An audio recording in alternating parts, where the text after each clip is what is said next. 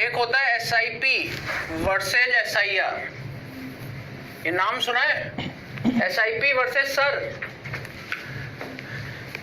देखो, इसका मतलब है स्टीरिक इनहिबिशन ऑफ प्रोटोनेशन और इसका मतलब है steric inhibition of resonance. Both are the ortho effect, लेकिन दोनों अलग अलग जगह पर मिलते हैं। स्टीरिक इनहिबिशन ऑफ रेजोनेंस मिलता है ऑर्थो इफेक्ट बेंजोइक एसिड के केस में, जो ऑलरेडी मैं एक्सप्लेन कर चुका हूं। जो रेजोनेंस को अगर स्टीरिक हिंडेंस ऑर्थो पोजीशन पे आ जाए तो वो रेजोनेंस को हटा देती है। जैसे मान लीजिए, ये मैंने आपको SIR की पहले बात कर रहा हूं। SIR के केस में ये COH था, ये ऑलरेडी करा चुके हैं, लेकिन फिर से देखते हैं। ये X ग्रुप मैंने लगाया ऑर्थो पोजीशन पर। ये ऑर्थो पोजीशन पर जैसे ही मैं X ग्रुप लगाता हूं तो बेसिकली यहाँ पर बेंजीन रिंग के साथ COH प्लेन में है, तो ये resonance plus are effect ring show कर रही है और उसकी एसिडिटी को कम कर रही है। लेकिन जैसे ही आप ऑर्थो पोजीशन पर ये ग्रुप लगाते हैं तो ये COH ग्रुप यहाँ बल्कि ग्रुप है और उस स्टीरिक हिंडेंस से बचने के लिए COH या तो ऊपर चला जाएगा या नीचे आउट ऑफ द प्लेन हो जाता है। और फिर क्या होता है, जो रिंग विद ग्रुप है X as minus I effect, और ये ring with group X as minus I effect और इसकी एसिडिटी बढ़ जाती है। बेसिकली ये कहलाता है steric inhibition of resonance. Resonance को उसने स्टीरिकली इनहिबिट कर दिया है अमीन के अंदर। और अमीन के अंदर अगर हम देखते हैं एनिलीन का केस, अगर हम देखें, देखिए होता क्या है। ये HH है, लोन पेयर ऑफ इलेक्ट्रॉन है। यहां मैंने एक ग्रुप लगा दिया, मान लो CH3 ग्रुप लगा दिया ऑर्थो पोजीशन पर। अब क्वेश्चन ये है, ये बेसिसिटी बढ़ेगी या घटेगी, एनिलीन से घटेगी या बढ़ेगी? तो देखकर क्या लग रहा है कि ये प्लस आई इफेक्ट का ग्रुप है और ये धक्का देगा और लोन पेयर जल्दी निकल जाएगा and it becomes more basic, लेकिन एक्चुअल में ये लेस बेसिक हो जाता है। ऐसा क्यों हो रहा है?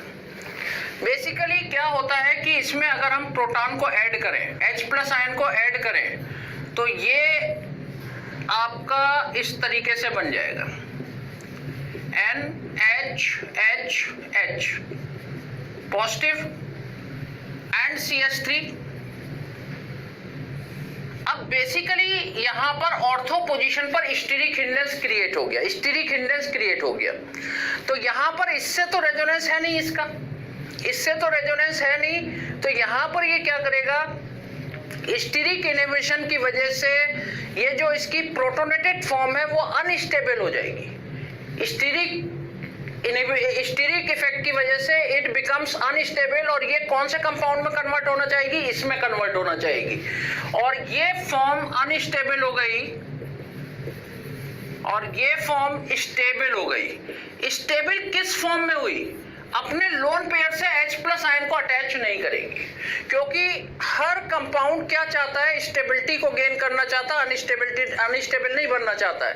और ये प्रोटोनेशन के बाद ये फॉर्म अनस्टेबल हो गई, तो ये H+ आयन के टुवर्ड्स ये क्या हो गया, प्रोटोनेशन के टुवर्ड्स क्या हो गया, स्टीरिक हिंडेंस क्रिएट हो गया और ये रुक जाएगी अपने लोन पेयर ऑफ इलेक्ट्रॉन को डोनेट करने में। और इससे H+ आयन मुश्किल से अटैच होगा और मुश्किल से अटैच होगा तो इसका बेसिक नेचर क्या हो गया, कम हो गया। और इसी फिनोमेनन को हम बोलते हैं steric inhibition of protonation. Steric inhibition of protonation इसको बोलते हैं SIP।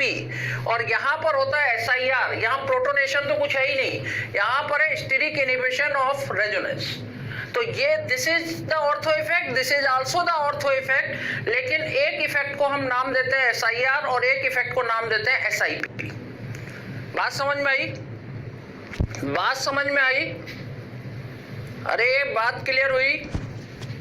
तो इस case is less basic than the aniline, क्योंकि ऑर्थो पोजीशन पे आने पर स्टीरिक इनहिबिशन ऑफ प्रोटोनेशन होता है, जिसकी वजह से उसका बेसिक नेचर कम होता है। ये पॉइंट सबको क्लियर है? बिल्कुल दिया। इसका बेसिक नेचर और कम होता जाएगा, और कम होता जाएगा क्योंकि ये प्रोटॉन को अटैच करने के टुवर्ड्स क्या हो जाएगी, लेस एफिनिटी होगी टुवर्ड्स प्रोटॉन और इसका बेसिक नेचर क्या होगा, कम होता है। Hello students, my self